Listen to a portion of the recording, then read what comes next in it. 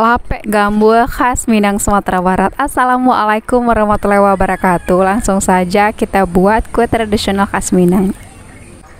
Yang pertama kita siapkan dulu, ini ada gula merah, kalau di sini namanya sakabuki ya. Kita cincang halus supaya nanti mudah untuk melarutkannya. Masukkan ke dalam wajan, tambahkan santan. Jangan lupa tambahkan sedikit garam, daun pandan, aduk hingga rata. Lalu kita masak sampai mendidih dan gula merahnya larut. Jangan lupa diaduk biar tidak pecah santan. Lalu saring. Sisihkan, biarkan hangat kuku. Ini tape singkong, lumatkan, buang sumbunya.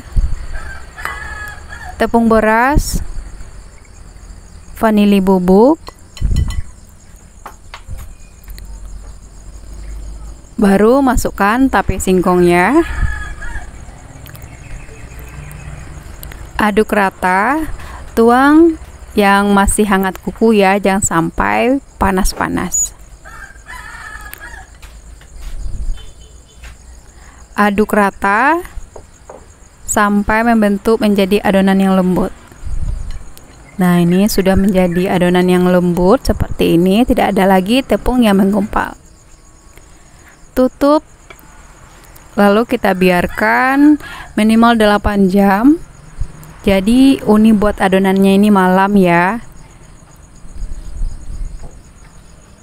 Lalu paginya baru kita masak. Nah, ini paginya adonannya seperti ini. Nih, seperti ini adonannya. Lalu kita aduk hingga tercampur rata. Pastikan tercampur rata seperti ini dan menjadi lembut. Nih.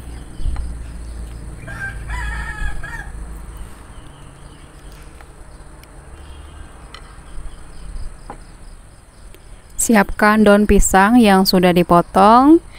Masukkan 2 sendok makan adonan.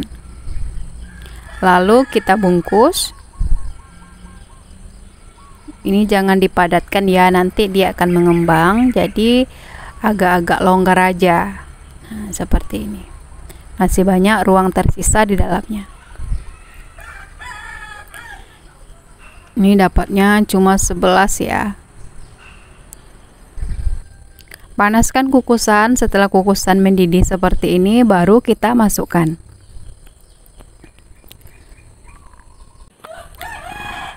Kukus lebih kurang selama 20 menit